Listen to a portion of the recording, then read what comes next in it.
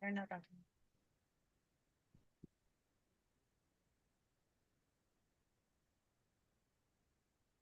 can't see me. She can't see me. Can you see me, lady? She can't see me. Lady E. Yes. All right, your turn. Go. Good evening. Good evening. This is Lady Estelle of the Street Soldier Crew, and we are back for another Sunday evening with you. Your host this evening is delighted to see that we are still here, healthy, safe, alive, and free. Your host, Dr. Joseph E. Marshall Jr.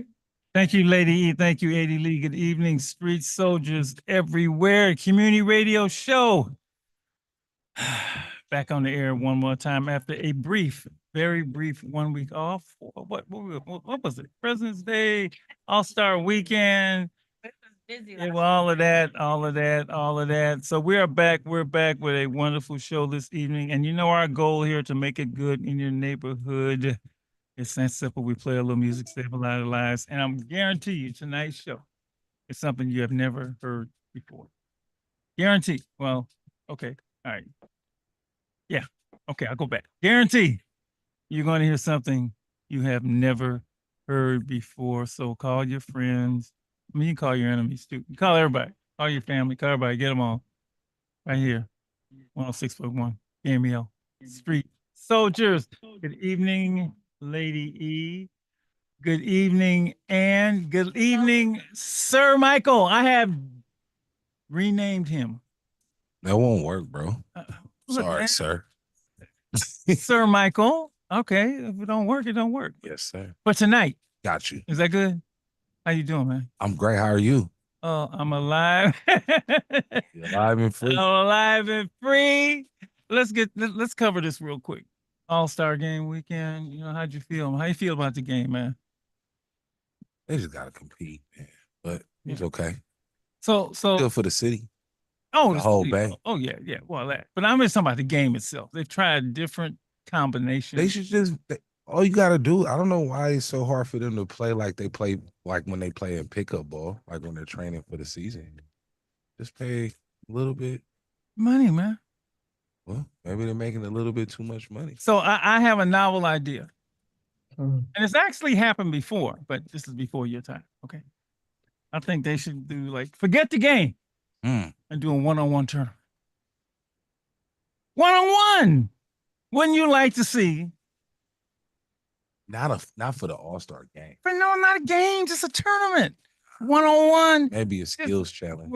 Okay. Well, Like it's like as far as like instead of that. see the game. If I could watch Steph go against Kyrie, when you want to see that? On Saturday, not on Sunday. Or would you watch?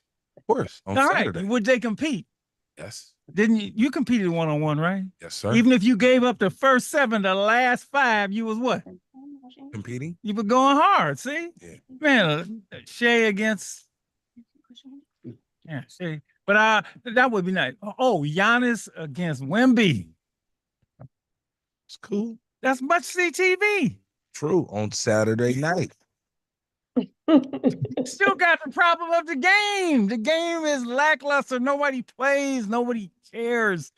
The only game they did was what 2 years ago? Was it 2 years ago? They had the playing by quarters and they had the, for the charities. That one was pretty competitive. At the end. Yes, sir. We already have the answer. Hockey showed us this week. It's got to be USA versus the world. Oh, yeah. Yeah. Yeah. Well, the world will compete. I don't know if the Americans will compete. Yeah. The world might win.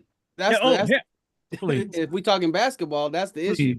Please. The world probably gonna win. That would be yes. And well, yeah, the USA does compete in the Olympics, so maybe. All right. I had to get that out. All right, but I like my idea on Saturday. All right, and I already know who would win. Who? Kevin Durant. That's a good choice. Can nobody stop Kevin? That's a great choice. He would win. You can start with just he would strip down. He would win. All right, let's get to the news real quick. So, how you doing? I'm good. I know. I don't know if you heard or not, but you'll be happy about it. That 6 888 won a NAACP Image Award last night. Did you know Oh, about that? I didn't know that. No. Yeah, they won. I don't remember the category. I think it's best film or something, of the year. So yeah. Wow. Thank you. Okay. That will give us more information, more to talk about when we do our 6 AAA show. Yep. Which will be Congratulations. during Women's History Month. Congratulations. Congratulations. And Yes. even though 6 AAA is, we'll tell you later. Okay. All right. Couple of news items before. Lady E, how are you? You good? I didn't hear you, but She's on mute. I know she always does that. She forgets. I'm great, thank you. What's up, Lady? All right. Hey, Malcolm. Okay. All right. Couple of things real quick. The 8th annual Black Joy Parade returned to Oakland today. I didn't go. I didn't go. I didn't go last year either. I feel bad. But I went to 2 or 3 previous years. I was there. And yeah. We you get up in the morning. But I was there the first one, and I was there. They had a break for the pandemic. Then I was there for a couple of years. So congratulations to everybody. Anybody here go? Mike, you go? All right, well, anybody No, go? but people was out there and they was was having outside. fun, like the other times before. From what I've heard, it was another great weekend celebrating that joy, that beautiful black joy. That's nice. Two sad items. What happened to my mic? My mic was tripping. Okay. All right. You didn't go to the Black Joy, you said? No, but some of my mic is. Can y'all hear me? 'Cause Yes, I we can't can hear hear Yeah, me. we got you good. All right. Oh, mic is tripping. Okay. Today in history, Malcolm X was assassinated. Sheesh. What? I think it was the 21st, a couple days ago, right? Well, yeah. I'm sorry. Yeah. February 21st, which was 2 days ago, right? 2 days ago. 21st, 1965. One of the most electrifying voices of the civil rights movement was gunned down inside Audubon Ballroom in New York City. He was just 39 years old, ironically the same age as Martin Luther King when he was assassinated, I believe, earlier or later, actually later. So Malcolm, you know what Malcolm means to us because your name Malcolm, obviously, and the book. His book, his work is still the basis of everything that I have done in my community service life. So Malcolm X and Lady E, we always do him. We do a lesson on Malcolm in May, right? Right. First, right? Right. We do. So Malcolm, you're coming up. One more. Violetta Wallace, notorious PIG's mother and keeper of his legacy, has died at 78. Violetta Wallace, the dedicated mother of the late great rapper Notorious B.I.G., died Friday morning. Yeah. Worst thing about that is that his case still remains unsolved. You know that. Years after Biggie died, I believe it was in 96. Am I correct? 97. 97? Good for you. Who said that? Chief? I did. Oh, but you said it too. All right, Chief. I know he's a rap aficionado. Okay. Yeah. So rest in peace, Willa Wallace. She and what's Tupac's mother's name? Afeni. Yeah, they often got together to talk about their respective sons. Yeah. Okay. All right.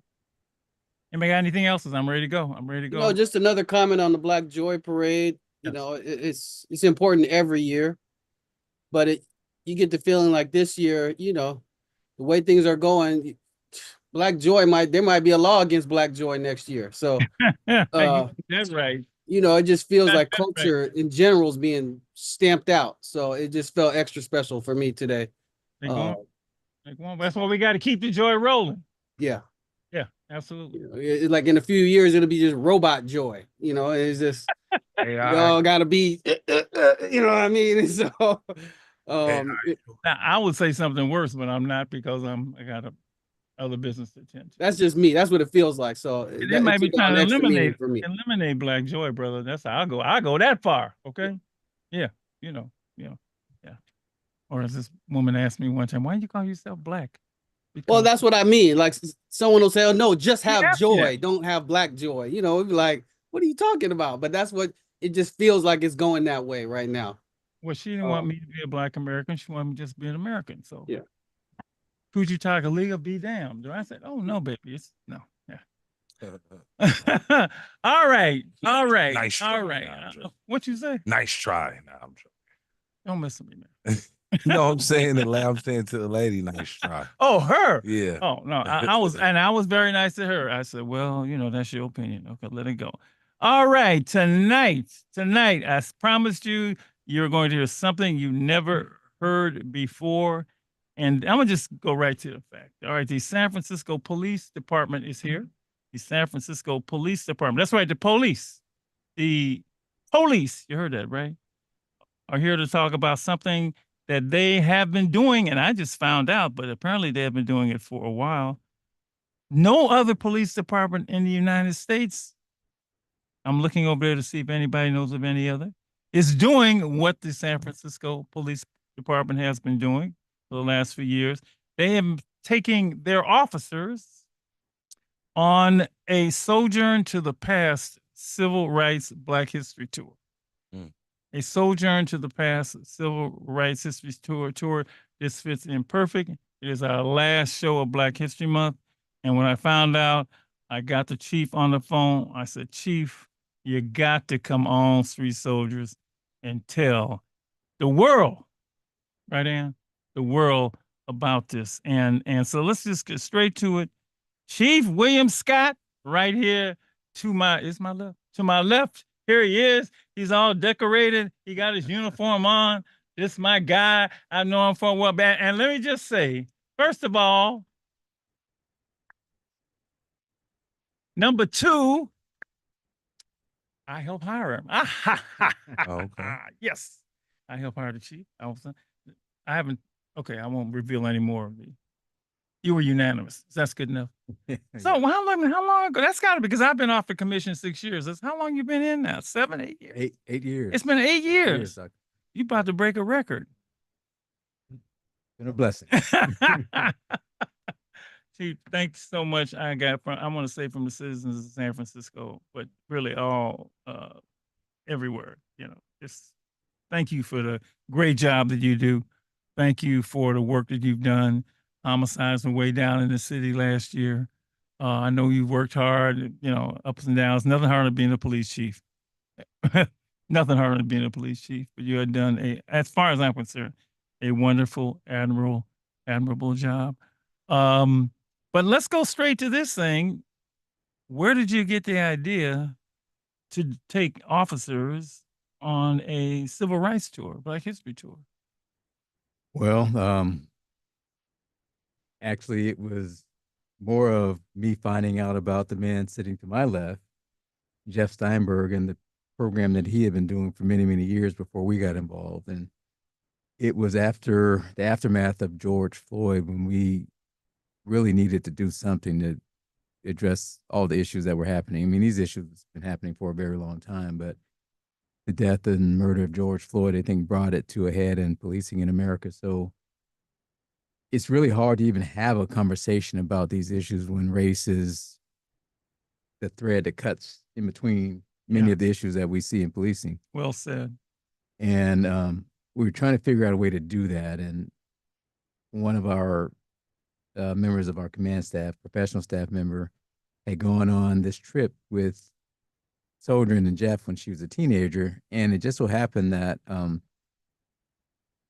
my wife her family and Lisa McNair, who is the sister of one of the 4 little girls killed in the 16th Street Baptist Street church bombing. Birmingham, yeah. So that year we did a Black History message and video, and I talked about my memory and relationship through my wife, through Lisa's family, and my father-in-law, who actually was a pallbearer for 3 of those 4 girls that were murdered in that bombing. Oh, wow. And that led to Lisa seeing the video. I think my wife sent it to her sister, and my sister-in-law sent it to Lisa. And that led to me having a conversation with Lisa, which led to her recommending that I talk to this man named Jeff Steinberg. And as they say, the rest is history. And I called Jeff, and we set up a couple of meetings through Deanna Aroche, who's our staff member. I know, Deanna. Yeah. Yeah. Yeah. Yeah. So Deanna kind of set up the meeting, and Lisa, I guess, put in a good word, and Jeff was gracious enough to willing to meet us. So we just it just clicked from the first meeting in my opinion, and we just knew we had something that we wanted to follow up on, something special, and that led to these trips, these journeys to take officers to the South. When I say South, Alabama, Mississippi, Tennessee, to actually walk in the footsteps and talk to these civil rights icons who really paved the way for us to do everything that we're able to do today, and learn that history that is not necessarily in the history books. The other thing was to relate that back to our jobs. How does that impact what we do even today? And how do officers, or do they have a good understanding of the history that many people bring with them when they interact with a police officer that really has nothing to do with the officer personally? A lot of times it's the institution that they know that has impacted them one way or another. So this trip served the purpose of kind of bringing that all together. And we partnered with Jeff and Sojourn, and we've taken, I think, seven journeys now over 7. the last over the last 2.5 years. I'm And making notes. it continues to get better. I mean, 7 and now journeys. I like 7 that. journeys, and now we have invited other police departments in the Bay Area, San Mateo PD, Alameda County Sheriffs, our sheriffs, San Francisco sheriffs, and it has really taken off. So, and very rewarding. I mean, I've been on. Everyone. Before we get into that, it's hard for people to wrap, at least for me, maybe I'm sure some others, to wrap their minds around. Like, we just did the USF, cohort of Marshall Riley scholars. They're young people going what they call the immersion tour, right? And there are people who do that, and usually it's students. But police officers, I mean, just to wrap your mind around the concept of police officers going on a Black History tour it's unprecedented. It's mind-boggling, and I'm sure all the listeners know the often fraught state of relations between the police and particularly the Black communities of color. And you mentioned George Floyd. What Trayvon Martin's name just came up because it would have been his 30th birthday, and Michael Brown and Black Lives Matter movement, and the whole issue of police accountability and reform, which I know about firsthand because being on the commission, I've seen all those issues surface. I can remember here in our city when we had, our terrible shooting that we had to deal with, and that led to a lot of change. But there's nothing more volatile, than the police in the community. I mean, this thing literally became the truth teller, right? So, and what I tell people all the time when we do these shows is that there are 18,000, I think, police Right. jurisdictions in the country, and there's no central control. So each department basically has to do whatever reform and accountability individually. And there have been districts that have been taken over. Oakland was taken over one time. We had some issues to do with the feds, right, around policing. But this is a whole step further. I mean, this is crazy. This is crazy, but it's not crazy. And it makes so much sense but you were the one, and I'm putting it out there. You, Bill Scott, Chief of Police, San Francisco, came from Los Angeles, of course, my hometown. All right. Have done something that's unprecedented. I mean, this is unbelievable. So I just want to tell people who are sitting there, he took cops. He took cops to his house. Well, you what? Police officer? So, Jeff, I'm gonna pull you in. No, okay. I'm gonna stop right there because I just want to say how remarkable to me this thing is, and it's remarkable because nobody else that I know is doing it, thought of doing it. It's like when I was telling the USF students, and it's built into their kids. They go every year on this immersion tour, this Black History tour. Even Black colleges don't do that tour, right?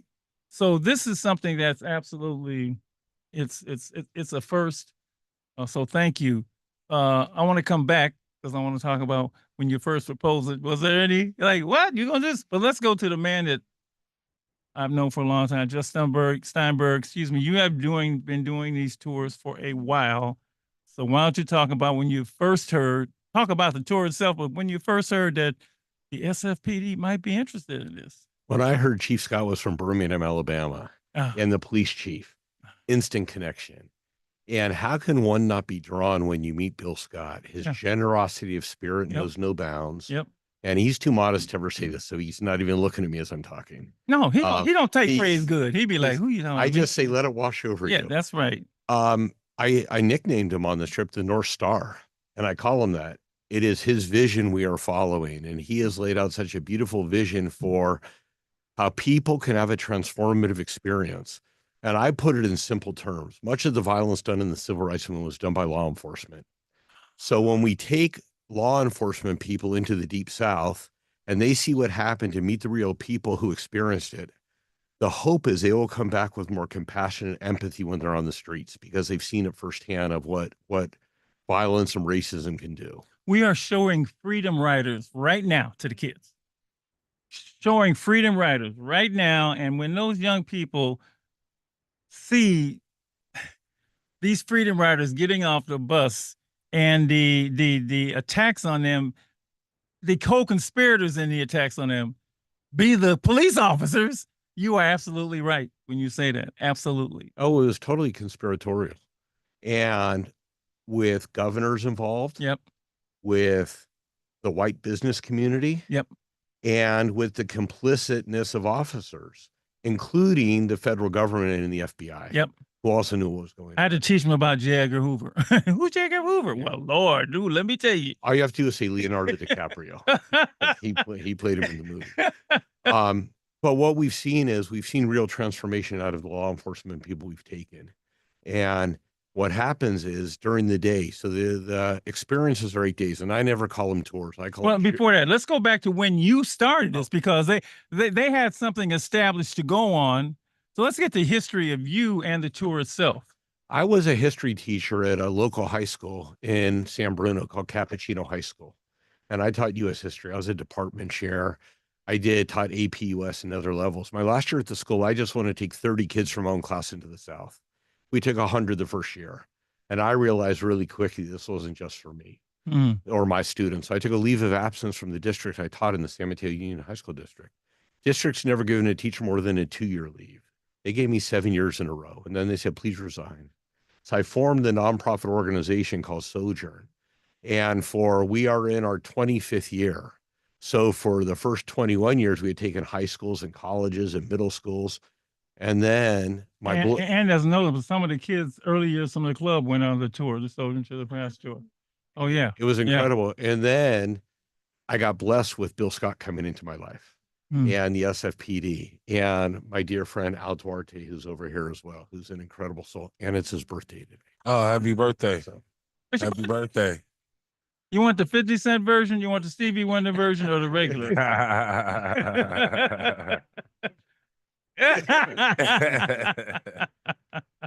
and going in and meeting officers who I had preconceived notions. And what Chief Scott has set the tone of is this is an academic learning experience that we want you to bring back the lessons you learned back into the job when you come back home.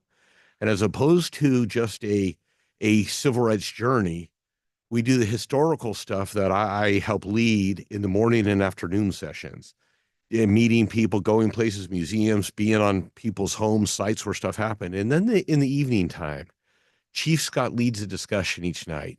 And the discussion is about how what you learned in the movement today ties into policing today. Wow. And with community members and with officers. And we have district attorneys who come as well. Our DA in San Francisco, Brooke Jenkins, has been an incredible partner.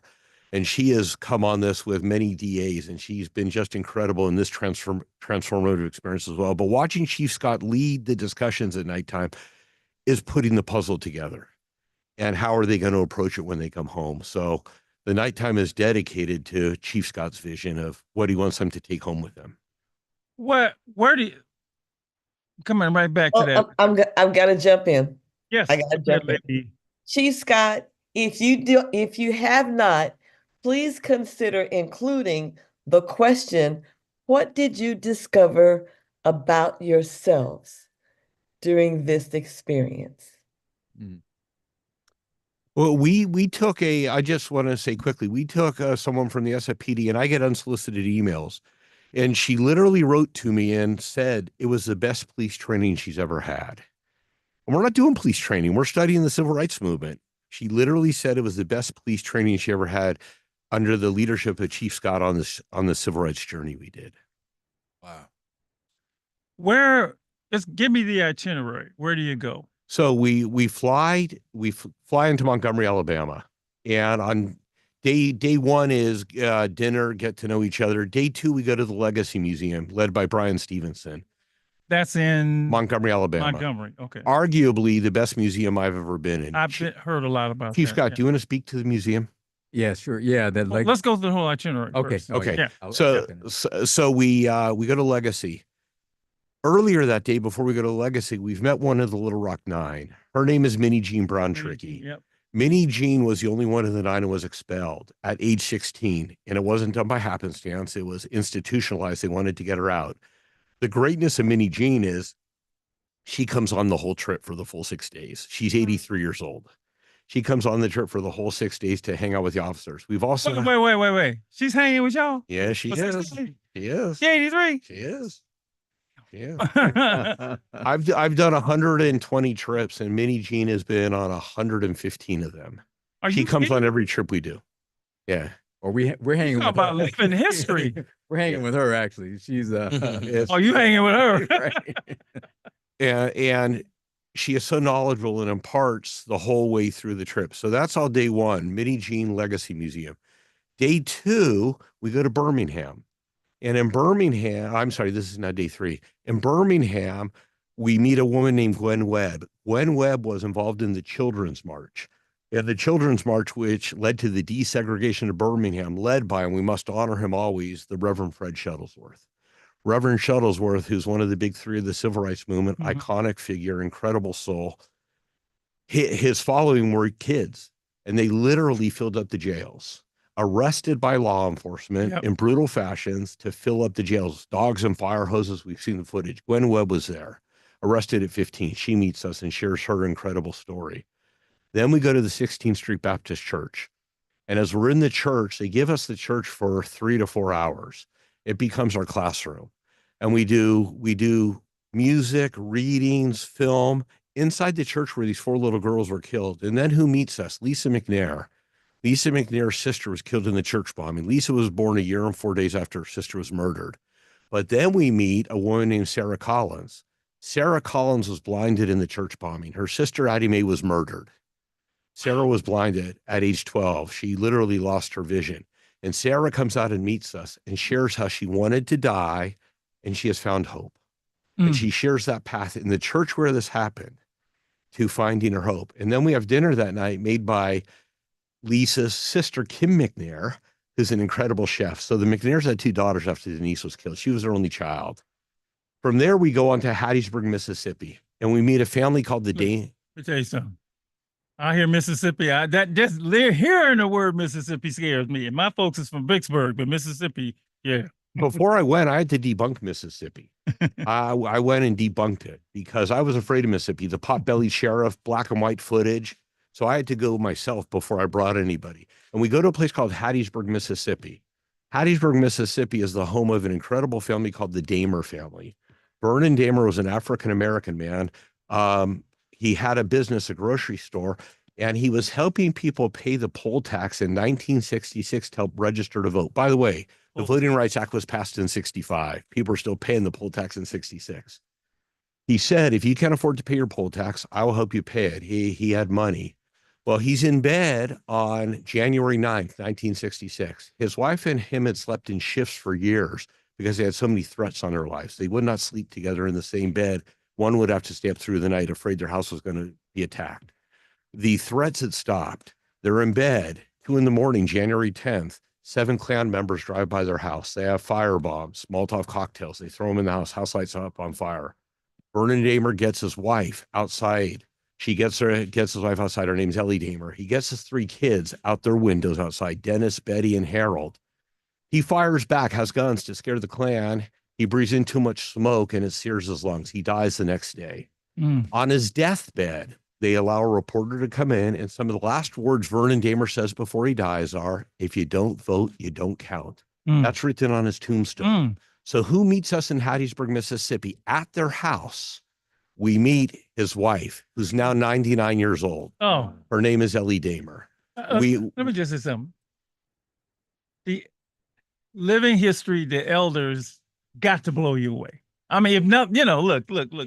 You been getting on me, Dr. Marshall, been around for a while. No, those are like the serious 99, 83 living history elders.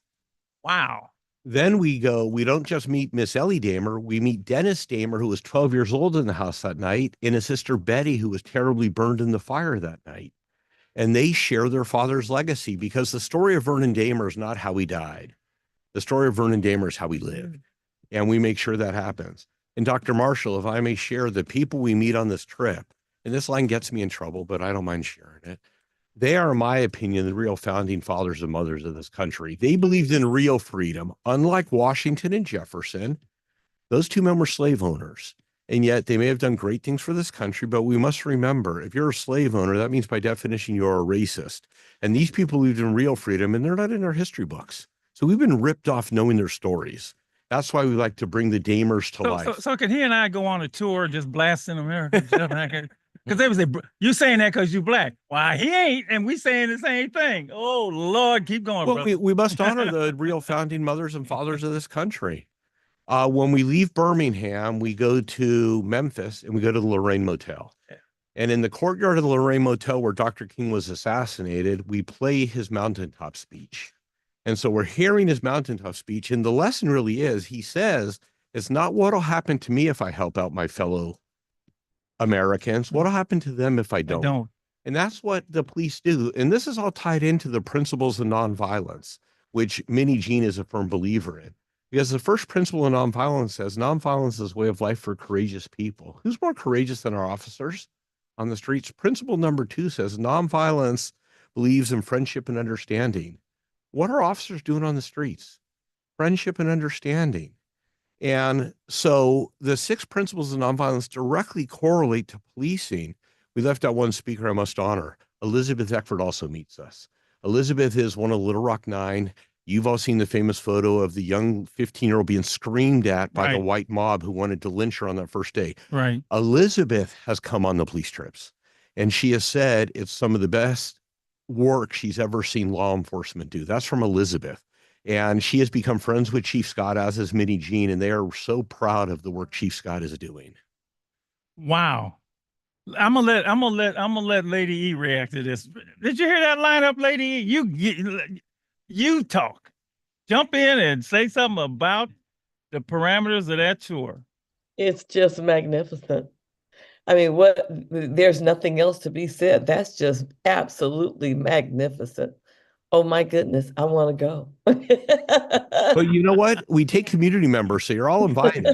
But I think it needs to be said, it doesn't happen without leadership. Yeah. And the leadership of Bill Scott cannot ever be discounted or dismissed, because he leads by example. And I just need to tell you, I would go with him anywhere he asked me to go, because he sets the example and is such a North Star for what we're doing. So he's a blessing to me. Chief, look, you come here, you ain't got to worry about the press, you ain't got to worry about politics. You just gonna get loved on, okay? I was telling somebody about Chief. Oh, Sam, he's about Sam. I said, the Chief is the greatest guy in the world. I said, he's a great human being. It just happens to be a police chief, right? Absolutely. If he was a teller in the bank, he'd be the same way, right? If he was a custodian at the school, he just happens to be, the first thing about him is he is a good human being. It's humanity. And you need good human beings everywhere, especially in policing and business and politics, right? And there seems to be a dearth.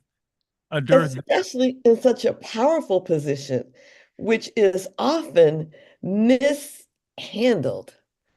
people get lost in the power, the domination, and the control. But when that responsibility is held and managed in the most responsible way, where there is love, integrity, honesty, responsibility, respect, the recognition of the sanctity of life, and the desire to honor it and protect it, it's like, what better person to do this kind of work? And then to have people like Chief Scott, I just love the chief, to work with him in this, doing this work. This is amazing work. It's just amazing work. And Dr. Marshall, if I could just share one thing quickly, Chief Scott has an incredible team that implements his vision, including, because it has to be organized, it takes a lot of organization. Officer Duarte is an incredible organizer to make this vision happen, as is Deanna Oroche and Sergeant or Lieutenant Kinley, who have made the chief's vision happen. So those three in particular are instrumental to making every one of the police or law enforcement cohorts happen. Got to have the right team. Yep. Got to have the right team to make things happen. But I'm seeing you, and since I'm watching, we saw as we did our whole Dr. King month, right? We were looking at Birmingham, seeing Bull Connor over here. I'm seeing Chief Scott over there. You're talking about the opposites, the polar. What are we all? What's the line I've been using with young people lately? Every person can be an instrument of good, or do a lot of good, or do a lot of harm, right? Bull Connor did a lot of harm. Chief Scott is doing a lot of good. Was there any pushback when you brought this idea? You don't have any names. Like, you want to do what? You want. No, come on now. You want to do what? Did you get any? You don't have to. Yeah, well, not everybody bought into it. See, I like how you said that so nicely. So, You hear that, lady? Not everybody bought in. She's so diplomatic. Okay. Yeah, but you know what? How we tried to do it and get it started is nobody was made to go. At least from our department. Good idea. And that's where Officer Duarte and Lieutenant Lee and some of the other folks that helped us get this off the ground. I think they got the right people who were interested in going, were interested in learning, interested in being whatever the training was going to do to make us better at what we do, and better people, not just better police officers, but better people. I think we found the right mix of If people. you're a better person, you're going to be a better officer. Absolutely. You're going to be a better whatever you are. Yeah, absolutely. And, so I think some people were like, yeah, let me see what this is all about. But as we started to go along, more and more people started to want to come, where now we got more people who want to come than we can take when we do have a trip. So I think that's a testament to Jeff's teaching.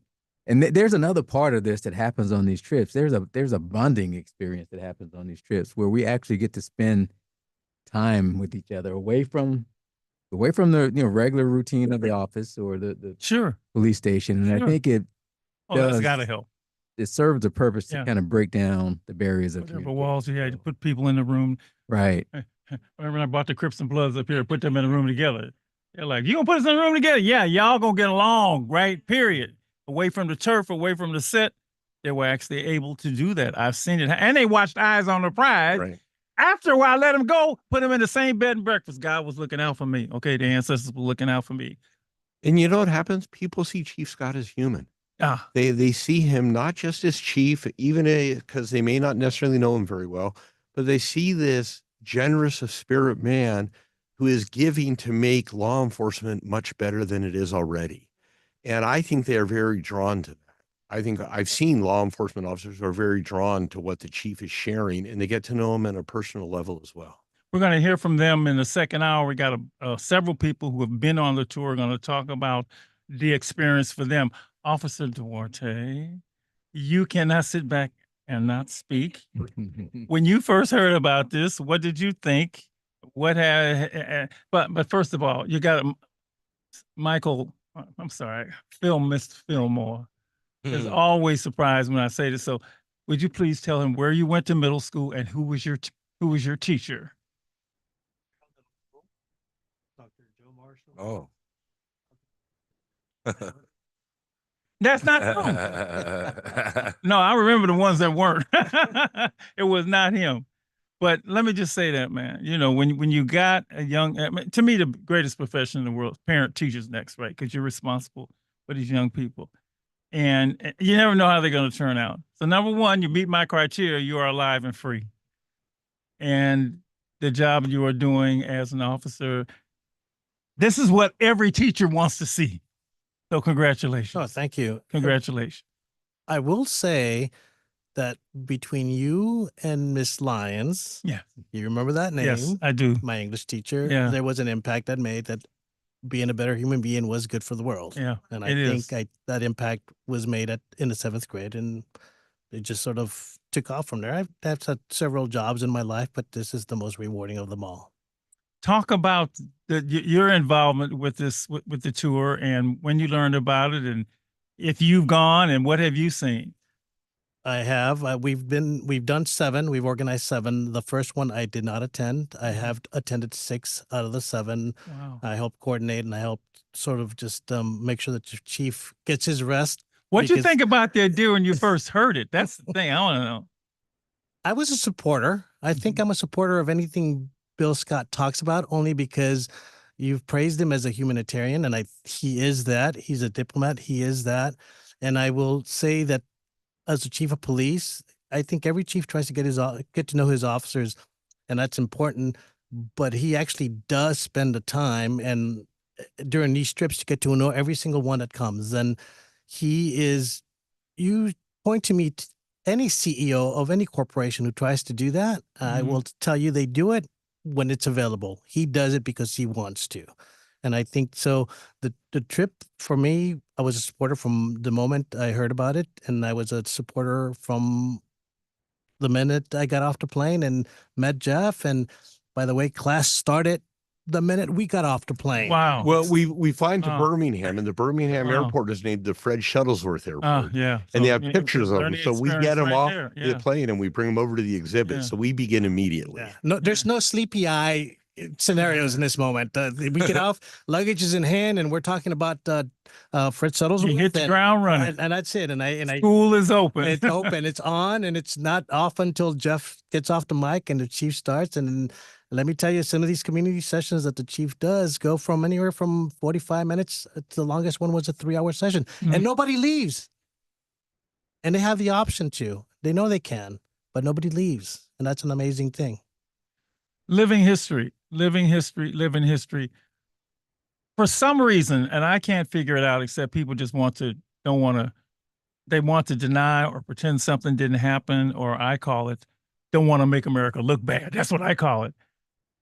Why are you talking about the past? If I say, why are you talking about the past? Why are you talking about, okay, and people have learned, Jeff, I'm telling you, well, you know, look, certain people's secret. You can't talk about Thomas Jefferson, right? You know, why not? You know, he's a slave. Well, yeah, but I always get to yeah, but. What are people afraid of when it comes to knowing the complete history? I saw someone posted last night. One of the presidents, I think it was Reagan, said something about Black people. Well, it's 2000. Look, I had to tell a person, number one, they still saying stuff like that. But yeah, what is it that people? What is it? I just think they don't want to make them. They want to make America look good and don't want to hear the other stuff. We need to know a real history. I'll give you an example. Alexander Hamilton, we don't talk about in a negative way. Yeah. John Adams, they were not slave owners. Those are founding fathers. Right. But founding fathers who were slave owners, Thomas Jefferson in 1781 did something called the Notes on Virginia. And in the Notes on Virginia, he was talking about farming, but he decided to talk, he was in France, but he decided to talk about Black people who were working. And he talked about how they smelled. And then he talked about they were not intelligent. And then he said he's never heard a Black person utter a narrative other than plain narration. He said all Black people were inferior and all white people were superior. Yep. That's in 1781. He said that. Follow that lineage to Jim Crow. Yep. And I would say to what's happening today. Oh, yeah. That same theme of superior, inferior, and it's put in by the There are founding still fathers. white supremacist groups in the United States. We ain't talking about yesterday. We're talking about today. Yeah. Thank you for it all. Thank Well, you. Go ahead, you know, sir. I think it's so sometimes it's hard to reconcile those things. And I think there's a for some people there's a there's a thing about guilt. It's like, hey, it's not me. What happened 40 years ago, 60 years ago, 100 years ago, it's not me, which is true. But it doesn't negate the fact that we need to acknowledge this history. We need to learn from it so we don't step into it again and do the same thing. So in policing, I think that's critically important. We understand the impacts that this profession has on people's lives, and we have to take that history to make us better. Isabel Wilkerson has the best line I know about this in Cass. He said, "America is an old house." You know this one, right? This is the line I live by, right? Now, if you buy a house and it's old and it's got, the roof is falling and this and that, you can't say, "Well, I didn't build this house." You living in it. You living in the house. Where if you want to live in this house and you need to get it fixed for you, right? And that's a wonderful analogy. America's an old house. It's still a mess, just because you didn't get the house fixed. And Dr. Marshall, if I may share, that the goal is that white people don't feel guilty and that people of color don't shut down. Yes. Because we need the dialogue together. My example that I give young kids is, as a Jewish person, a 17-year-old German kid is not responsible for the Holocaust. They did not do it, but they certainly need to know about it, and they certainly need to make sure it never happens again and know those lessons. Because we want to exonerate the guilt, because it's not about people feeling guilty where they won't participate in the process. Woo, what a first hour. What a first hour. What a first hour. All right, we're going to tell them where we're going to, Ann. You're much better at this than me. We are going to head on over to YouTube Live at Stay Alive and Free, and you can always take us on the go when you head on over to stayaliveandfree.org. We'll be right back.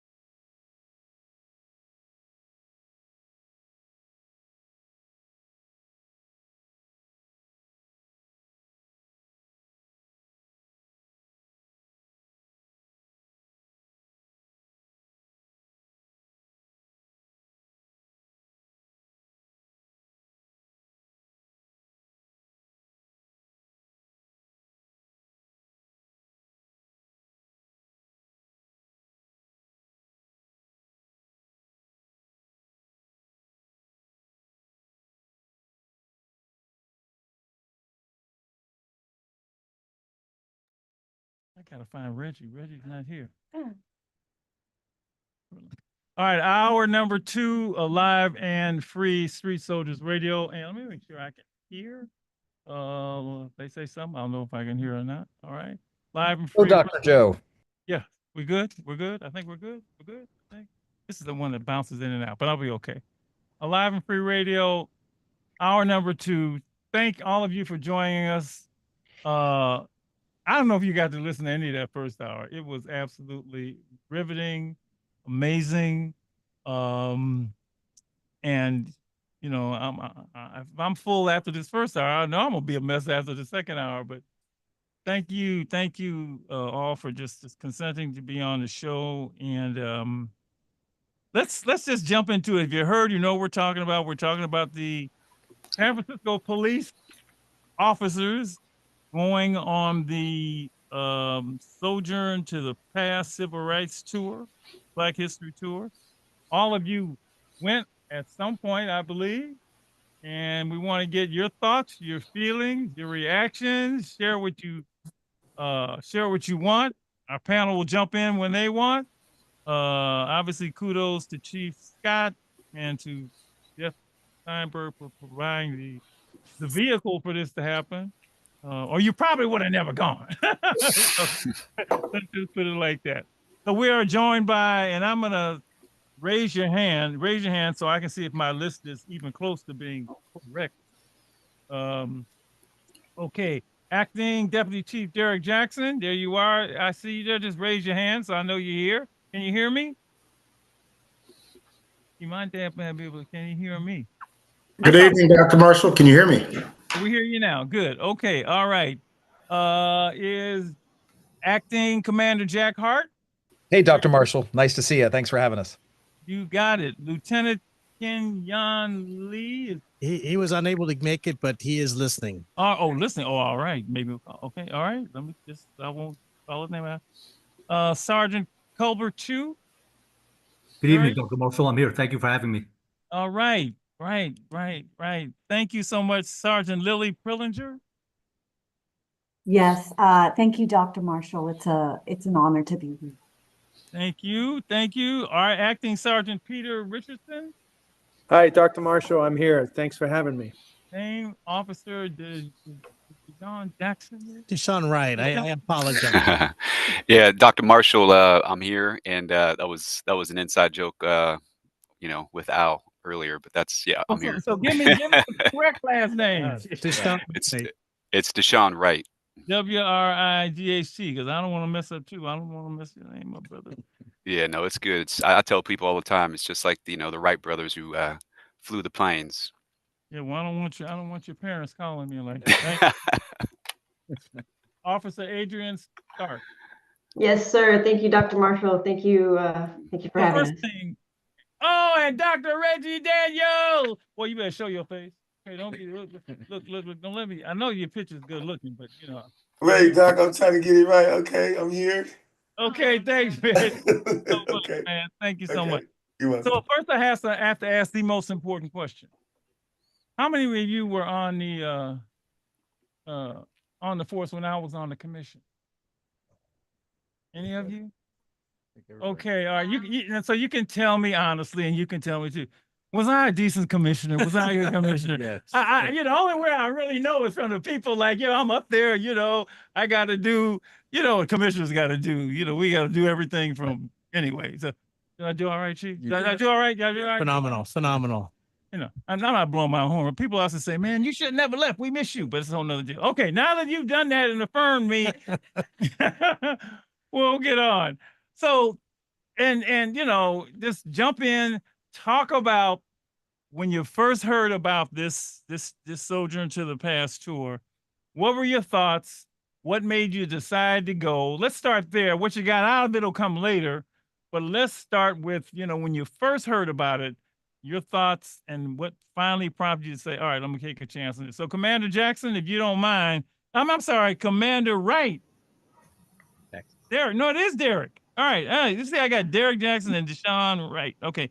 Acting Deputy. Oh, he's way up there. Oh, excuse me. Acting Deputy. Okay. Commander Jackson, go ahead. When you first heard about it, what did you think? Good evening again, Dr. Marshall, Chief Scott, Mr. Steinberg. So yeah, Dr. Marshall, when I initially heard about Sojourn, I was approached and I initially declined to go. I was a new captain at a district station and I was heavily involved in my work, and I figured, I knew enough about the civil rights, and why would I do this? But to Chief Scott's credit, he approached me again and he encouraged me to not only grow professionally, but to grow personally and understanding culturally, how the perceptions of police impact, our relationships with the communities we serve. So I did go on the trip when I was approached the second time.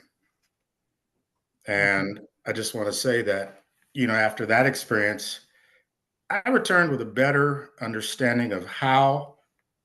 Well, hang on. We're gonna come back to that. We're gonna come to Okay. that. Come back to the aftermath and even going through. But let's just start, uh, with the thoughts about it when you first heard about it, and why you decided to go. Deshaun, go right ahead. I see you. Yes, Dr. Marshall, thank you so much for having us on. It is an honor to be on the air with you. I have to address a few things first. I did partake in a golf country club event that you hosted. This was back in June of 2024. So although I didn't get a chance to meet you face to face, it was an honor to be there and represent SFPD, and we had a good time. So Come on back. We're doing it again. Do it. and I didn't want to make it too I didn't want to put my partner, my colleague who I work with, on blast, but Jimmy, I'm not going to say his last name. He would constantly talk about managing the balloon pressure, and I'm sure that's something that rings a bell. But the second thing I needed to address is happy birthday, Al. I didn't know it was your birthday today. Oh, It's kind of a big deal. But yeah, so getting into this, I know we're kind of limited on time. I'll jump into it. This was a great opportunity. It was Al who actually approached me and gave me the inside scoop as to what this really is and what it's about, and going into the civil rights movement, dating back from 1950s to the 1960s. It was just an opportunity to really learn a lot more, and at the time, my wife was pregnant, and she was like 8 months pregnant at the time. So that was I was walking on kind of on the edge with that, not knowing when the baby was going to come. And she gave me the blessing, God bless her, to take advantage of this and really get out there and learn a lot. So very, very grateful. thank you. Thank you so much. Lily Prillinger, it's your turn. When you first heard about this, whoa, what'd you thinking? Why did you decide to go? When I first heard of it, I was kind of a little bit skeptical, and how it would tie into the work that I do every day. And as somebody who I mean, highly educated, I sort of assumed that I would be ready for the material. And I will have to say this, having experienced it, and going through the process of learning so much, it really cracked my heart open. I don't think I realized how closed I had become to these issues that affect everyone in this country. And I think the takeaway for me was this is a human history. And if we're in this job as human beings, the greatest training we can get is really to, immerse ourselves in the school of life. And to go and learn a history like this, which quite frankly is not taught with a tremendous amount of depth in our schools, it was enormously beneficial. And I found it transformative on pretty much every level. Thank you, Lily. Officer Starks, when Sure. you first heard about it, you was like, I don't know. Yeah, I want to go. What tipped you to the point where let me go check this out? So I worked at a station where the first cohort, members of the first cohort were from my station. And when they came back, I mean, I had never seen officers, supervisors talk about training the way they talked about this training. How amazing it was, transformative, as Sergeant Lilly just said. Um, and I begged to go on the next one, and it didn't happen. It took 3 years before I finally got the opportunity, and I'm just so grateful. It's such a wonderful experience, and yeah, I hope everyone that wants to go gets the opportunity to go. Thank you. Thank you. Commander Hart, same to Hey. you. Hey, Dr. Marshall. Yeah, my first initial reaction was a little bit of trepidation for several reasons. First, because, like the states that we were traveling to were like banned by the Board of Supervisors for us spending money or attending in. So my first was, oh boy, how's this going to go over like in the bigger picture of even visiting a state such like this? And then I was really curious, like out of a selfish thing, like I want to be in Alabama in a space where my chief of police was raised, grew up, but also, was subjected to horrible racism. And I thought that the best part of this trip was going to be me watching the chief react to these stories of horrible racism, and of course, the story shared by so many, and for just basically out of my own self-interest to see his reaction and to have like a shared experience with him. Little did I know when I was going into it, certainly the mirror being put in my own face as to, as an officer, sergeant, lieutenant who worked at the Bayview Hunters Point, where I was a plainclothes officer. I would jump out of the Crown Victoria with my Ben Davis shirt on, hoping to catch someone holding a gun, and often being judged on the color of my own skin, not the color of my character, but most importantly, the color of the uniform that I was wearing. And then realizing, how did I contribute to this pathway from slavery to mass incarceration, as Brian Stevenson so eloquently says, and, coming to real truth about who I've been and who I hope to be, and what my future in this organization, my future in this profession hopes to hold, and the legacy that I hope that I'm leaving my kids who see me in uniform every single day. Can we like bottle and sell this? Okay, all right, we will. This is video with you. Gonna get it. You gonna get a copy. Okay, who's the perf guy? Is he still around? Was that the guy, the perf guy? Wexler? Yeah, is he Yeah, still around? yeah, he is. The best practices guy. Yes, he's still around. He might remember. I'm gonna call him and say, "Look, man, you think I'm playing?" And he, I ain't He's playing. still doing good work. You, Dr. Marshall, you the one from San Francisco. Okay, let me go, let me go to Sergeant Chu. Hey, Dr. Marshall. When I first heard about the trip, I know I heard a lot of opinions from a lot of the officers that hadn't gone to the trip. So I was invited by Lieutenant Kin Lee, and he kind of kept it vague. So I really didn't know what to expect. But the training sounded unlike anything that was offered before, and I've never really had any desire to travel to the states that hold this training, and so like Acting Commander Hart said, kind of selfishly, I did want to see those areas because I otherwise would never go to those parts of the country on my own. But just the fact the opportunity was presented to me, and I supervised the footbeat unit in Chinatown, and all of my guys actually went on to the trip as well. So it's kind of good, for us as a group to go there and kind of see, what occurred in this country, and the stuff we learned, the stuff we went through, unlike anything ever, I've ever done before since. But it was a fantastic trip, fantastic experience. Thank you. Thank you. All right, Dr. Daniels, you're the non-officer on, there might have been others, but in this tonight, you're the non-officer on the trip. How did you find out about it, and what persuaded you to go? Well, Doc, first of all, it's an honor to be here, man. It's great to see you, Doc. And Lady Estelle, also to see you and the whole team, Chief. Doc, first of all, man, you know my story, right? So, 15 years, man, on the other side of the railroad tracks, a strong street belief system, about we don't do cops. That's the street thing. That's right. So to get this invitation, man, to me was just the highest honor, man. And it was like a real example for folks who would come from backgrounds like mine that change is possible. So when I got it, man, it was like getting a, invitation to the White House from the president, man. I already had a great representation of the chief.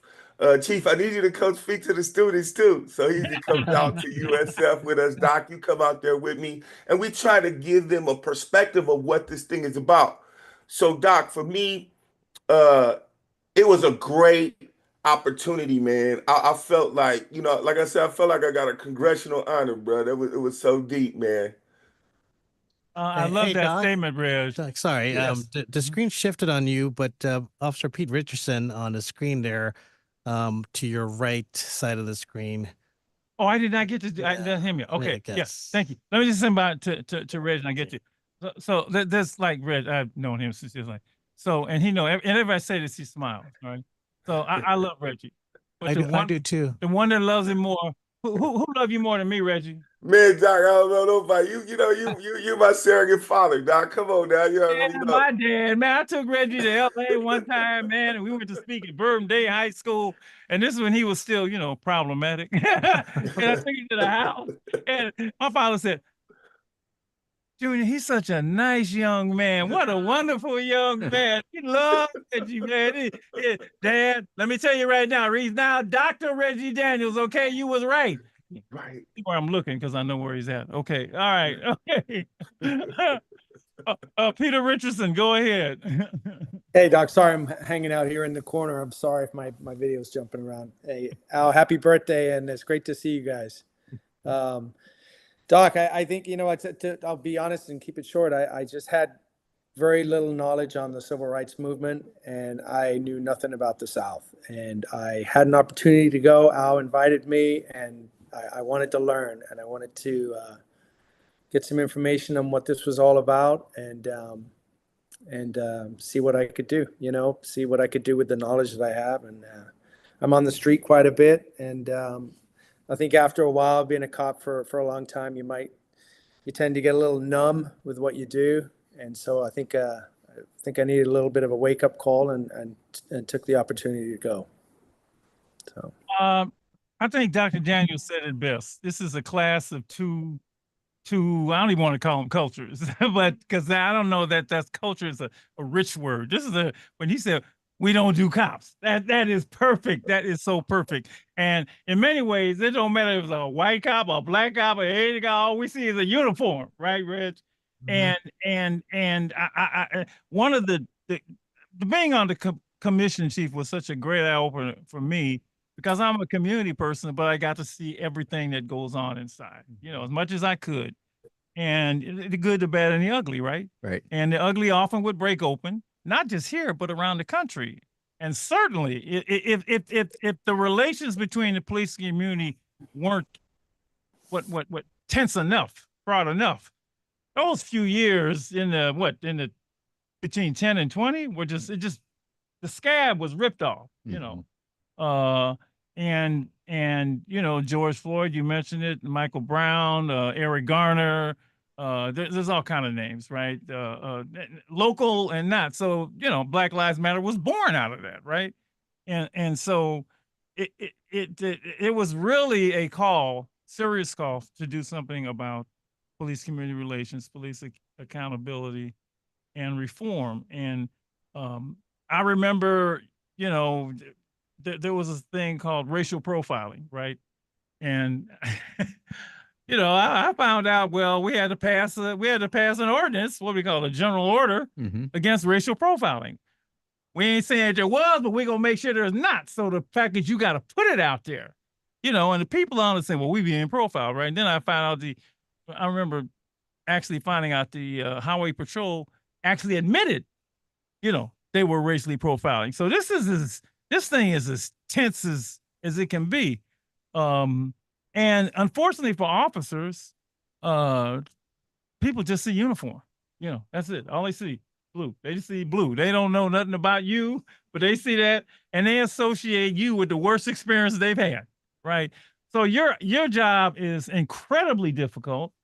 And being on the commission, I learned so much about it. And I saw people there who maybe this isn't the best job for you, right? And I know that. So to try and close that gap, to have this be one of the ways that, and then it was, remember the big thing was unconscious bias, not conscious bias, but unconscious bias, the lens you bring to policing. All of that's in this, and I know it, right? And this was an attempt to do as much as this little slice could about that. And I think it's wonderful that, you know, you got the officers going, but you have a citizens going who had his own idea. Like, I don't know. I love the I don't know, but I don't know in the room.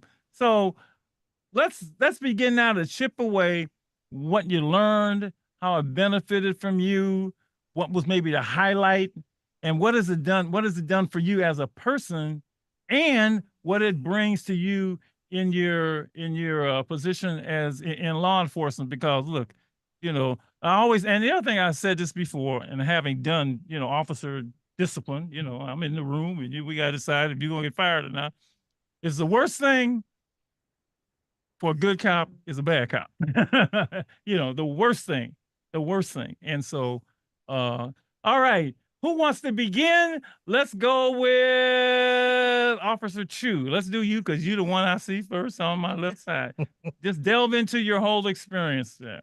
You know, I tell people about the trip that to me, I equate it to, you know, reading about riding a motorcycle, watching videos, but to actually get onto the trip and go in person to see these places, talk to the people that are involved, going to the museums, going to, you know, the motel where MLK was assassinated, to actually see those things like up close and in person was like completely like life-changing, because I had read about these things in school and in class, but just to be there and hear the people, see the things, just was a totally different experience.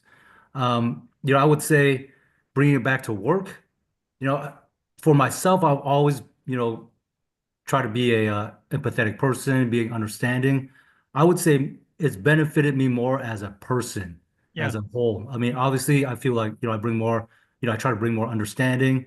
I try to bring it to, you know, the people I work with, the people that work under me, the people that, you know, supervise me. I just try to bring that angle of just being more empathetic and being more understanding of, you know, hey, this person's behaving this way today, maybe because, you know, something might have happened in the past. And I think for myself personally, not just professionally, it's, you know, that's the biggest benefit I've, you know, gained from this trip. Was there one part, one moment, one person, one that was like, it's like, you know, that just really impacted you? Any? Yeah, Trip the did. Yeah. The Martin Luther King, the hotel, seeing the Yeah. car, seeing all the you know, the actual evidence pieces that were involved with his assassination. Like, I've never seen any of those things, you know, in my life before. I mean, obviously I know he was assassinated, but I never read into it. And when I got back home, I just read as much as I could about exactly what happened. So for me, that was definitely the most eye-opening and you know, the most enriching experience for me. Dr. Marshall, if I Yes, can sir. also share, Yes. before they go out and do things, they have studied. Yeah. And so we're in the hotel ballrooms and they're doing lessons about where they're going to go, who they're going to meet. So, and my recollection with Dr. Reggie is so beautiful. Hi, Reggie. It's nice to see you, my brother. Was he wanted more. He said to me, I want more. How do we get more of this? Not less of these lessons. Because, you know, sitting in a 90-minute to 2-hour session is long, and people wanted more before we went out. And that's the victory, is when officers and people in law enforcement, community members say, we don't want to shorten anything. We need more, because you said this, we're doing this in February, but this is our shared history as Americans. Oh, yeah. And we need to approach it as our shared history, not Black history only, our shared history. So this stuff should be taught in September and October, November, December. This is year-round stuff to be done. So I call it, I live a Black history life. yes, yes. I just put a lot of emphasis on it during February. Officer Prillinger, your thoughts? Start. Well, Oh, I see the little part. so I think one of the things that's just so rich about this experience is it's such a deeply immersive education. I think some people might argue like, oh, you can learn from a book. You can learn by watching documentaries. And I think there's an absurdity of privilege in that kind of mindset. To go and spend time with family members who've experienced lifelong trauma as a result of their father being murdered by the KKK, it hits different when you're spending so much time with these real people and their pain and suffering is so palpable. It embeds in your body in a way where you really feel it and you really understand why this is something that people carry with them into their experiences with you, you know, racially or from the uniform. And so for me, that was a huge lesson. You know, one of the things I do in my job now is I deal with people in crisis. And, you know, there's a lot of kind of therapy talk with that, but, you know, there's this concept of cognitive behavioral therapy, which is you don't suppress emotions. In order to heal them, you have to feel them. You have to let them pass through you.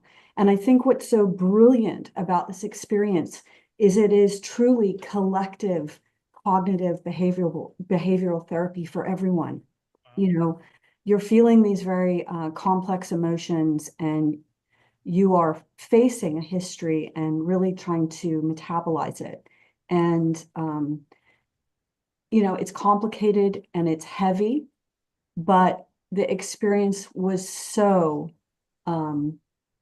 illuminating. Like I'm a different person because of this training and in much better ways. And I was a pretty good person before, I would think. But I mean, I can't, you know, this is the thing. I could go on about this for hours. It was just remarkable. Thank you. To give her credit, her background in policing is amazing, only because she's an Ivy League studied person, but she's actually one of our lead trainers in the crisis intervention training, which you remember when you were at the yeah, I academy. remember we put So it she's in, one of our CIT, lead trainers in yeah. that CIT, Yeah, correct? absolutely. Oh, yeah, wonderful. Commander Hart. Oh, yes. Lily's one of our true ambassadors and one of our great humanitarians in the police department, but so is Jeff. And it sort of takes one to know one. And that's, you know, it's like you could, as passionate as the subject matter is, it would not be the same without Jeff. And I think I've come home with a great impression of Jeff. Take out your binders, please. And he gets people in it and excited and focused. And we have a little PTSD after that. But no, but Jeff really believes that these descendants of murdered civil rights heroes are the most important people on earth. And boy, he might be onto something there, and we certainly felt that. And so, much love to Jeff, of course. I just wanted to add the one big takeaway from me was, which transcends community, which transcends police, is certainly virtue. And one thing I took away from it was courage. You know, the principle of courage. You know, Aristotle described courage as the mother of all virtues. And Simon Sinek, one of those great, you know, New York Times leadership guys, said courage is external. And I thought to myself, how could courage be external? Isn't it one of those like internal things? And he goes, well, you wouldn't jump out of an airplane doing skydiving without that parachute on your back now, would you? And then we heard the story of Fred Shuttlesworth, you know, and the courage that he showed inspired Martin Luther King to have the courage to come to Birmingham to do the work that he did. And I don't know that he would have done it. And of course, we've never. I thank God the airport's named after him. We need some streets named after, you know, Reverend Shuttlesworth. But amazing that little bit of courage for an already courageous person of MLK was just enough of an example to really manifest the Civil Rights Act itself, and it directly led to that after, of course, the letter from Birmingham jail and so much. So how does that affect me? It reminds me that, you know, courage is contagious, and if I can be just a little bit more courageous with everybody I come in contact with, perhaps it'll give them the courage to be the best versions of themselves. Yeah, man, you are so right, and that manifests itself at all levels. With the young, I work with gang members, and I've heard I just need to see somebody else do it. Somebody was courageous to say, "I ain't with this." You know, you need to see somebody do it, and then that impacts the next person. So this works on all levels. And 100%. what you know, Shuttlesworth, I remember a guy I worked with who was banging for Hunters Point. And he was like, I'm going to Fillmore and I don't care what happens. I'm putting it in God's hand. And, that's the same courage. He had the courage to do that. And it inspired a lot of people over there who just needed to see somebody else. So this is a transferable principle on all levels. Thank you so much. Thank you. Jackson.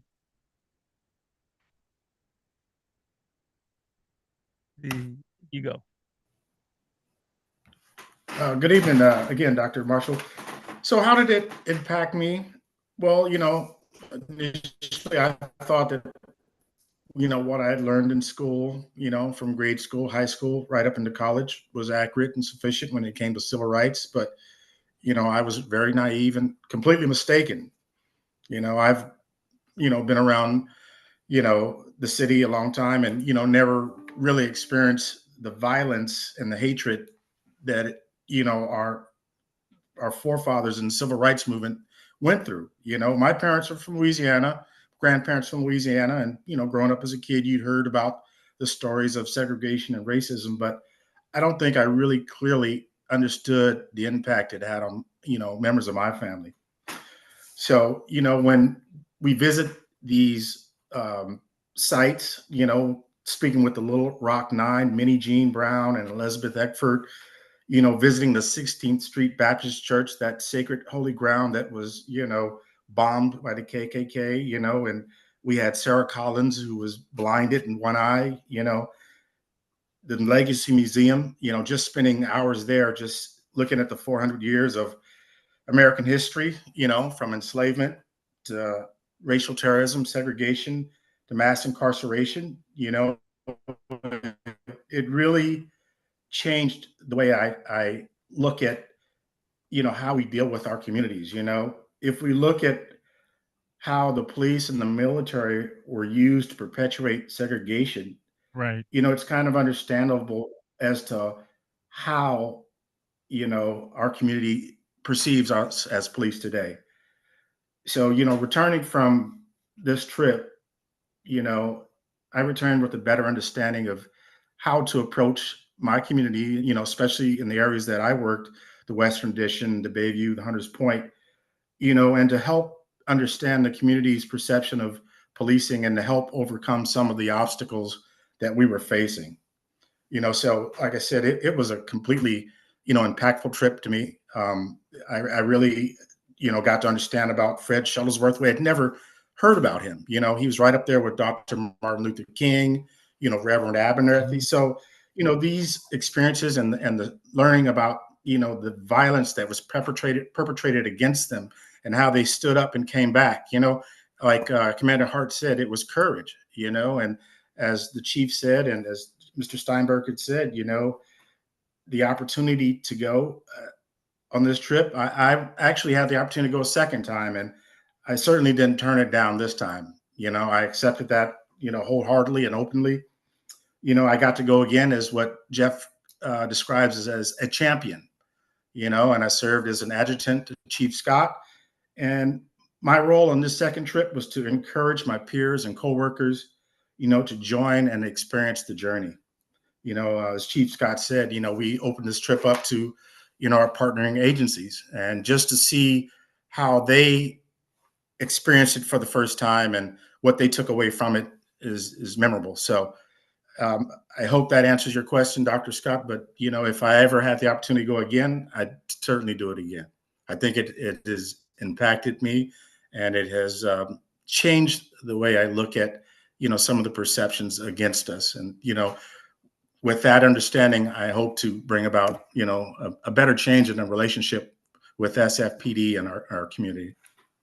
Like all of you, we all went to school, and depending on the school we went to, well, actually, didn't, but you get a sketch, and a sketch isn't even close. You get a sketch. You get a sketch of the civil rights movement, or of any of any of Black history, and so it's so unfair, and to have your eyes open, and then you get to, if you're lucky, you get to read a. For me, the book opened it for me. I remember reading Before the Mayflower, and that was my Bible, right? And, actually, I owe it all to Malcolm, because Malcolm opened everything for me when he wrote his book. But yeah, thank you so much for that. Sergeant Richardson. Hi, Dr. Joe. Yeah, man, it was a powerful trip. It's a journey, it's an experience. I was lucky enough to get invited to go twice, and I jumped at the chance to go a second time.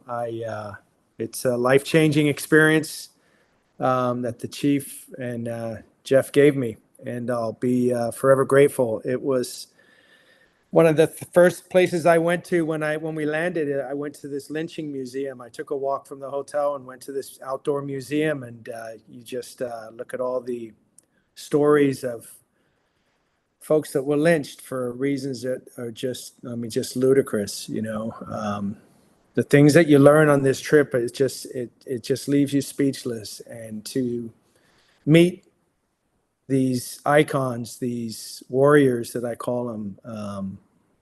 The Damer family really touched my heart. They take us to their home, and you get to see bullet holes in trucks and cars that are still on their property. That when the KKK attacked them, and it's really something. You get to hear Ellie, who's in her 90s, tell the story, and it's shocking, And then you look at these, you listen to these people, and they invite you into their home, and they treat you with respect, and they talk to you, and they educate you, and you look like the people that caused them so much pain years ago. It's powerful, man. It's something else. What did I learn from the trip? I came back and I realized that there seemed to be one theme that really stuck to my heart, was that we do have a tough job, and we come across people that are, really in a bad shape, bad place in life, and as long as we can treat them with respect and dignity and try not to take that away from them, I think that's a little part of the chipping away that I can do. So I hope that makes sense. It makes plenty of sense. Dr. Thank you, Marshall, sir. I'd like to share about Ellie Damer for 1 second, if I may, because we had a moment on the trip where one of the officers went up to Ellie Damer to meet her. And Ellie Damer looked at the officer, who was a woman, in the eye and said, "Why don't you protect people like us?" Well, how can that not be transformative when Mrs. Damer is asking you that question to your face? Thank you. Thank you. Officer Starks. Yes, sir. I mean, I agree with what everybody said here. I have similar experiences. I think just to say something different, it was a sensory experience. I mean, with Jeff, we read about it even in our own personal lives. We may have read about history, read about American history, but this trip, we touch history. Like, we touch Minnie Jean Brown, we touch Lisa McNair, and you can't compare that to anything that I've ever done in my life. I mean, it was just such an honor to be in their presence and to hear their stories and to learn from them.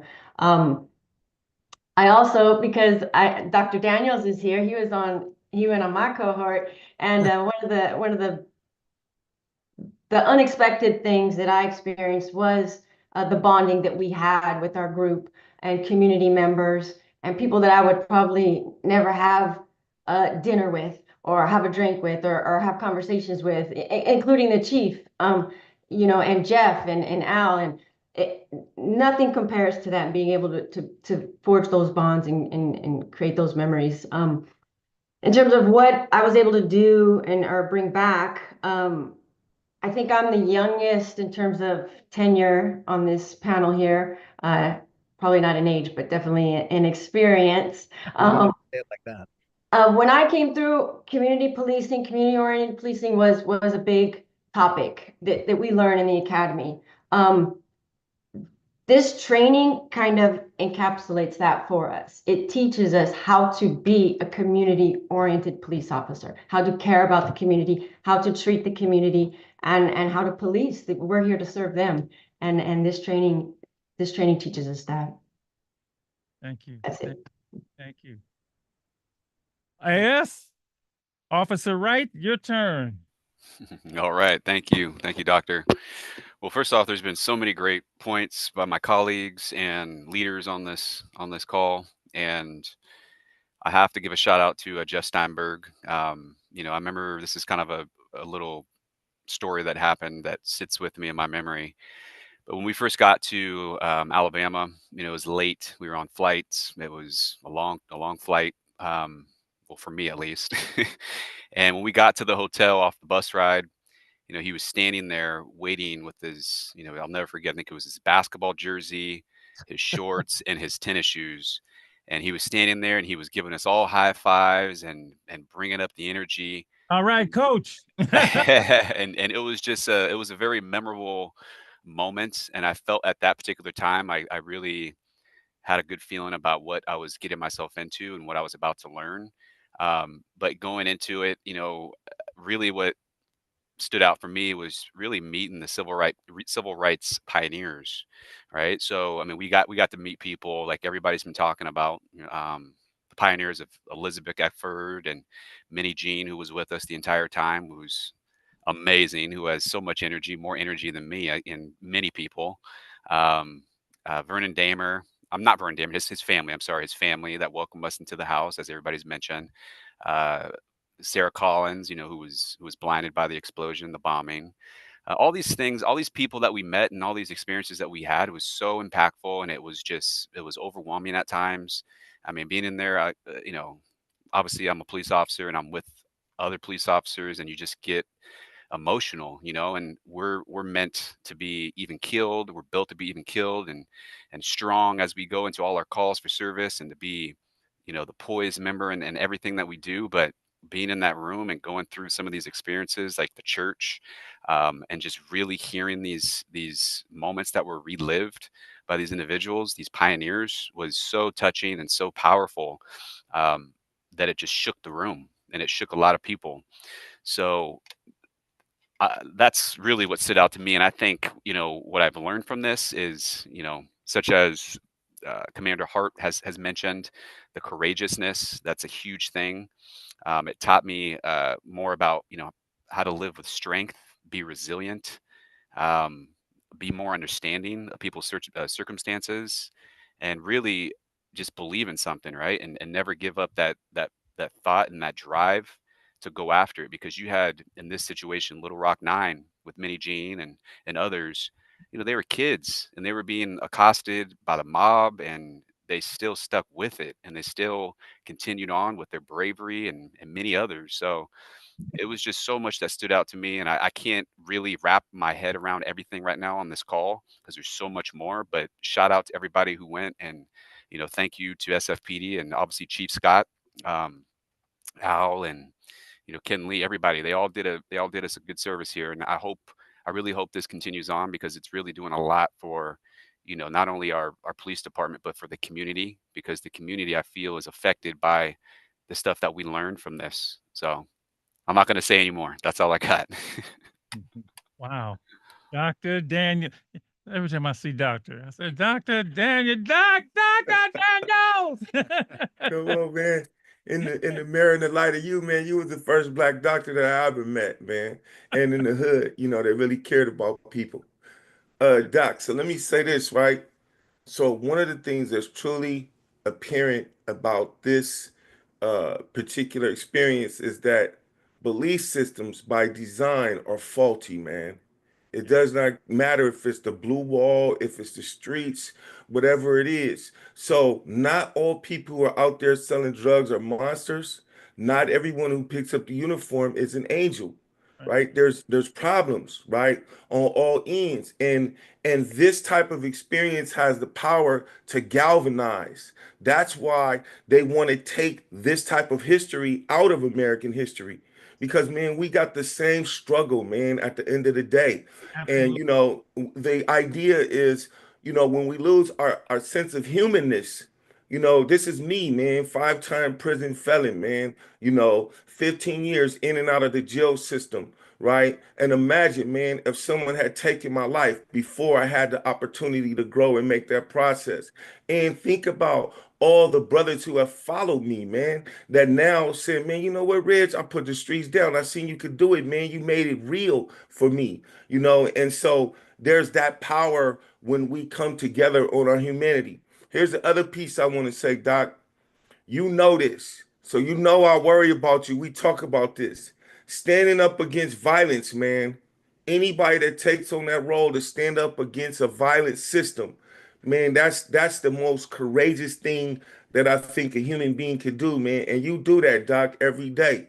So when the chief Scott told me that he was doing this, I got afraid for him because I'm like, man, this doesn't serve everybody's agenda. You know, there is a such thing as a supremacy in the United States. Not everybody is for it, but it does take care of itself and it does take care of its players and it does try to put a face or a demographic on crime. And that's not really the truth.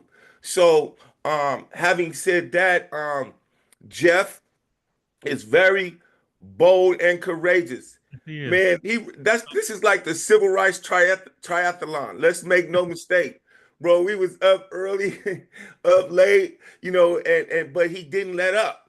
And this was not like a Mecca experience. It was at times challenging, bro. Stuff came up, man. And Jeff would say, no, we're not going to like have people not comment. I'm not moving on until 10 officers raise their hand and we talk about what happened in this church here. And I love you for that, Jeff. That is not an easy task. And guess what? He wasn't just putting police officers on the spot. He was putting violence on the spot, man. And that is a dangerous thing in this country, man. So hats off to everybody and to Officer Starks. You guys are my family, man. They took care of me, Doc. You know, I was like, And you lovable, man. I know. So I went out there with folks that I didn't know, and I came back with family members, man. And that is the galvanizing power of truth. And you know, America at some point has to address the original sin, stop covering it up. Let's deal with it. We made Germany deal with it. Let's be accountable. Let's deal with this and let's move forward as a people, man. Wow. You know, my first thought, Jeff, I'm sure you'll get this, is the real danger to people or threat to people, not the threat to people, is what this does. It breaks down those walls, and this whole thing was set up to put walls around people. It was designed from day one, right? You know, all men, well, no, just some men, right? White men, right? Not women, not even women. That still blows my mind. Your wife came, by the way, they're trying to bring that back. You know that, right? I mean, it was designed to keep people apart, right?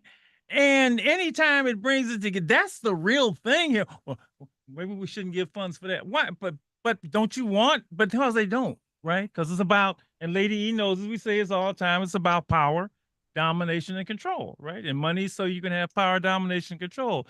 And Red's right, to stand up to that takes a lot of courage because, like them, you could be risking your life.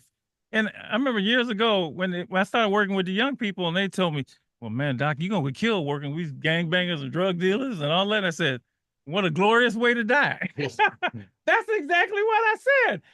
But I'm still here, so obviously it was a glorious way to live. Jeff, the same thing. And I can remember back in the years when they tried to, you know, they intentionally drove a wall between poor whites and blacks back in the 1800s when they had the same exact, in the 1940s when they had the same issues. So your voice and your example in saying, no, it's a human thing, you know, it's a human thing. And this doesn't work for any of us, is powerful. But now to take that to the police, that's a whole another thing, which is more powerful. So I get, you know, we all in love with this, man. We all in love with this. And I don't care about the city's response. We got to get to perk. We got to go to one of them things. Can you make me a commissioner for one day? I can go back and like, no, we got to do this, Jack West. We got to take this out because every, as far as I'm concerned, every department should be doing exactly what you have been doing. Last words, any of you, go ahead. Yeah, I'll so Lady Estelle asked me a question earlier. What did I get out of it? And I will say, one of the things that I think maybe all of us got out of it when you meet people, and Officer Starks mentioned this, as did Sergeant Richardson, Acting Sergeant Richardson. Uh, I think we all said it in one way or another. These were regular people. These were regular people with regular flaws, just like we all have, that did extraordinary things Yep. because they stood up for what they believed in. Yep. They had the courage not to back down and not to turn around. And I think for me, when I think I'm having a bad day, and I think about what some of these folks went through, these heroes went through, Yep. it makes my day look like nothing. And Yep. it gives me that inspiration to say, you know what, I can do this too. And I think all of us should take something away from that, because we as police officers, we do go out and put our lives on the line for people we don't know day in and day out. But then standing up, particularly sometimes to your own peers, Oh yeah. when people don't see Absolutely. things the same way that you see things, it's a difficult thing to do. But this type of inspiration, I think, gives Because us that's all what that. they did. Yeah, They exactly. stood up. Exactly. Yeah. And this is so institutionalized that I'm always amazed. And I just watched it again in a movie called Origin, that Hitler, to do what he did, Yes.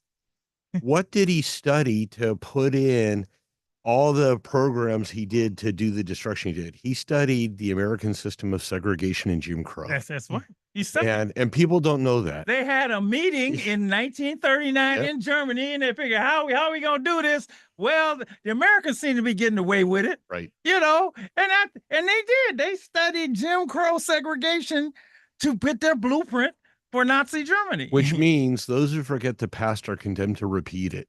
So we must know our history, and I'll say it again, our shared American history. I receive emails from officers on the trip and unsolicited emails. And this one just hit me. Can I take 10 seconds and share this? Yes. This was from a community member of San Francisco. And she wrote to me and said she went out to dinner one night with an officer from another agency. And she said this hit her deeply. Late one evening, my colleague and I were hungry, went across the street to grab some food with an officer. At the time, I just shared a video of an officer-involved shooting in Las Vegas. I didn't anticipate how triggering it would be for him. Remember, she's a community member. As he watched the video, his hands began to shake. His tears filled his eyes. My friend and I became concerned, asked him if he was okay. The officer shared he had been recently involved in a similar incident where he had to discharge his weapon to protect his life. In that moment, I didn't see an officer. I saw a husband, a father, a man of color trying to protect his community. We sat there and cried together. I hugged him, thanking him for his service and everything he does for our community. As a mother of a son impacted by the criminal justice system, I don't harbor hatred towards the officers who arrested my son or towards the district attorney's office. I don't even hate the system myself. I understand the need for accountability. What I can't accept, however, is a broken system that fails to rehabilitate. I can't accept programs meant to intervene and provide services that fail because they're also broken. I mean, that just hits my heart. That hits my heart. And that was a San Francisco community member who went out with an officer from another agency to get a bite. And she saw him differently, and she was there to support him. Yeah. It was a beautiful moment. Well, for me, there are two BSs in life, and Dr. Daniels brought one of them up. And belief systems are a bunch of BS, right? I can't say that other BS, but that's one of my disdains for that BS. But there's one BS that I particularly love for the courage that he has, and that's Bill Scott, right? He is a phenomenal man, and he is courageous, right? So two BSs, one no good, one BS, one all good. And, I read this quote on the Legacy Museum, and it was, our greatest responsibility is to be good ancestors, right? Community members is why we're here, but what we leave behind in our ancestry is what continues to be powerful for people. And I just want to be a good ancestor to whomever will listen to my stories and my words. And that's where I leave it. But to find a way to continue to do this is the magic question of the moment. And I just hope that we do find a way to continue. Look, you started a movement. They always ask me about, spread strategy, and I get that all the time. How you going to scale it? Forget all that. The movement and people who hear about it. And I mean, you say you have other jurisdictions interested in doing it, right? Yes. You didn't really go to them and enlist them on a piece of paper, right? And scout them out. They heard that it's a good thing. Good word, the word gets around. And ambassadors tell other ambassadors. That's why I want to get to purpose. Say, look, you need to do this, right? You need to do this. But the main thing is that you're doing it. If you hadn't done it, nobody else would even conceive of it. And that's what's so wonderful. My ambassador, I'm sorry, ancestor, my grandmother told me, and Lady E knows, is the more you know, the more you owe. The more you know, the more you owe. As you go in life, so you must progress in life and help others. But as you progress in life, you must help. But first, you got to know. You don't know what you owe, right? And I'm fortunate. I always tell people, Lord, I'm glad I grew up in the civil rights movement because I know. Yeah, I know. And so I owed from the beginning. But when I found out what those people did for me, it was a no-brainer to try to do it for someone else. Lady E, you are the master. You know what I call her, Chief? Amazing Grace. Love I call her Amazing Grace. She'd be like, oh, Dr. Marshall, Amazing Grace. Before she closes out, can I say one thing? Oh, yes. Yeah, I just want to say thank you to the officers that came tonight and everybody that went on this journey. We call it a journey, this training, because it is a sacrifice. You're away from your family for 5 days and long days, as was pointed out, but they all did it, and we didn't twist anybody's arm to go, but they were willing to take a chance on something different.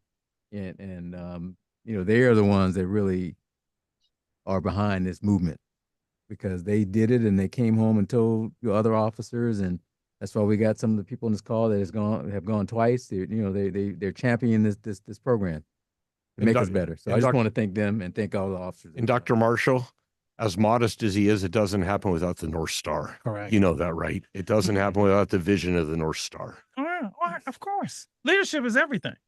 Yeah.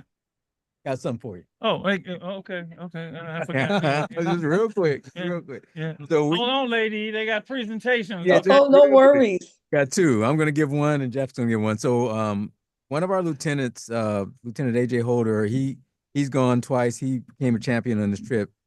He was so inspired by it. He said, we in law enforcement, we have these challenge coins, and so he created and designed this challenge coin. On one side is the Sojourn logo and symbol, and it says, "You might be somebody's hope someday," which is very true. And then on the other side is the San Francisco Police Department patch with the Phoenix, and it says, "Be not afraid to look backwards to move forward. Gold and peace, iron and war." Beautiful. San Francisco Police Department. Right. I'm going to present this to you, Dr. Marshall, for having us on. We appreciate it. And Dr. Marshall, we have one more thing for you, if we may. Everyone on the call has this Sojourn hoodie. And the Sojourn hoodie has the butterfly or symbol. And if you look at it, those are people's faces at the wings. But on the back, Dr. Marshall, of the hoodie, it literally says, the speakers who we meet, even the ones who've passed away, and it says America's real founding mothers and fathers and their descendants. Agreed. And we'd like to present this to you. Thank you. Thank you so much. Thank you. Commander Jackson's got his on. Yes. Yeah. So I'm going to put this next to there's a picture of me in my office with Rosa Parks. I love. The best picture I got is me and Rosa. And I remember I sat there years ago and she said, "Baby."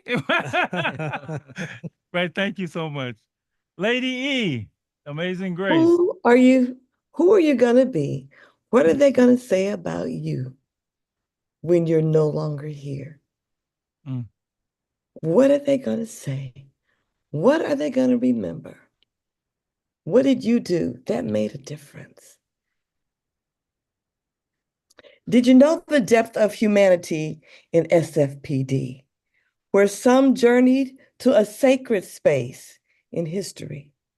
Did you know the Deep South was the platform for their training, where they heard and saw firsthand people who opened the eyes and hearts, so much more than a book? Did you know the impact this journey made? Did you know each came back changed? Did you know when eyes and hearts are opened, there is the ability to truly see? Beyond color, beyond race is humanity. caring, courage, understanding, and trust, a willingness to be better, to do better, and most of all, to love.